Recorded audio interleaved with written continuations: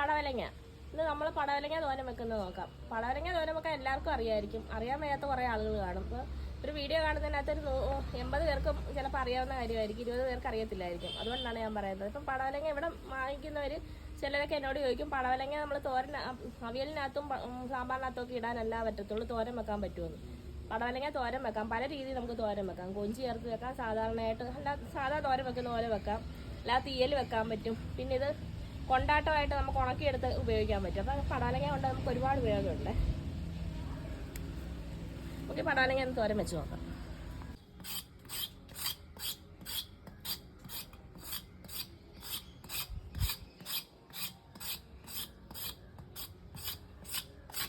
ഇതുപോലെ ആദ്യം നമ്മൾ ചിരണ്ടി കളയവേ. ഇത്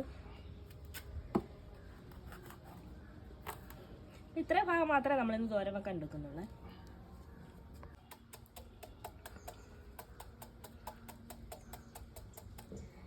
ഇതുപോലെ ചെറിയ രീതിയിലാണ് നമ്മൾ അരിഞ്ഞെടുക്കുന്നത്.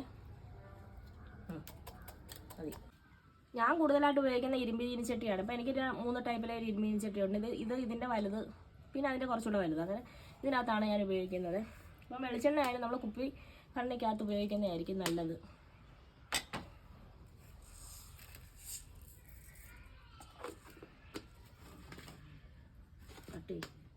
കട്ടി ഈ പടവലങ്ങയ്ക്ക് വെള്ളം നനവ് കൂടുതലായിരിക്കും. വെള്ളം ഒട്ടും ഒഴിക്കേണ്ട കാര്യമില്ല. അപ്പം ഇതിന് കൂടുതൽ വെള്ളമാണെന്ന് തോന്നുവാണെങ്കിൽ നമ്മൾ കുറച്ച് നേരം ഉപ്പിട്ട് പുരട്ടി വെക്കുവാണെങ്കിൽ വെള്ളം മാറുന്നു പോയിട്ട് അങ്ങനെ ഇടാം. ഇപ്പം ഞാൻ അങ്ങനെ ചെയ്യുന്നില്ല.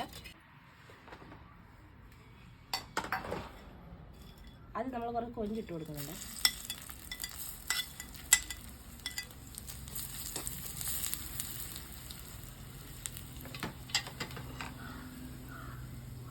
കൊഞ്ചൊന്ന് നന്നായിട്ട് മൂപ്പിച്ചെടുക്കാം. കഴുകി ഉണക്കി വെച്ചിരുന്ന കൊഞ്ചാണ്.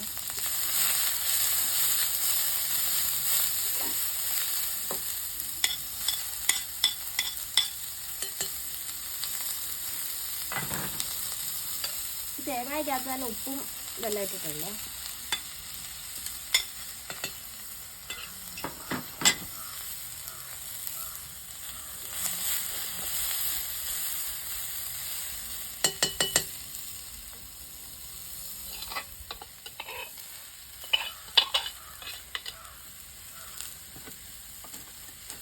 പടവലങ്ങ നമുക്ക് പ്രത്യേകിച്ച് വെള്ളം ഒഴിക്കേണ്ട കാര്യമില്ല. ഇതിനകത്ത് വെള്ളം ഉണ്ടല്ലോ, ആ നിലയിൽ തന്നെ ഇത് വെന്തോളും.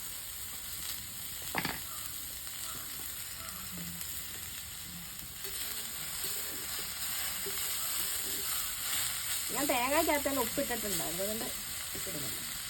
കുറച്ച് നേരം അടച്ച് വെച്ച് നമുക്ക് കഴിക്കാം. ഇതും പടവലങ്ങയും റെഡി ആയിട്ടുണ്ട്. അപ്പോൾ ആരെ ടേസ്റ്റാണ് ഇതിൻ്റെ. ജീരകമൊക്കെ ചേർക്കേണ്ടവർക്കിടാം. ഞാൻ ജീരകമൊന്നും ചേർത്തിട്ടില്ല. ഇത് വേറെ ടേസ്റ്റാണ്. ജീരകം ചേർക്കും വേറെ ടേസ്റ്റാണ്. അപ്പോൾ ഇതിനകത്ത് ഞണ്ടുകറിയുണ്ട്, കൊഞ്ചും പടവലങ്ങയുണ്ട്. അപ്പോൾ ഒന്ന് കഴിച്ച് നോക്കട്ടെ, ടേസ്റ്റ് ഉണ്ടോ നോക്കാം.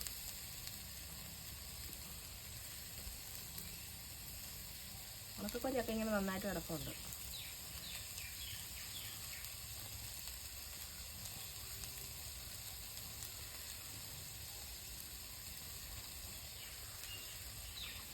നല്ല ടേസ്റ്റ് ഉണ്ട്. എല്ലാവരും ഒന്ന് ചെയ്ത് നോക്കണേ.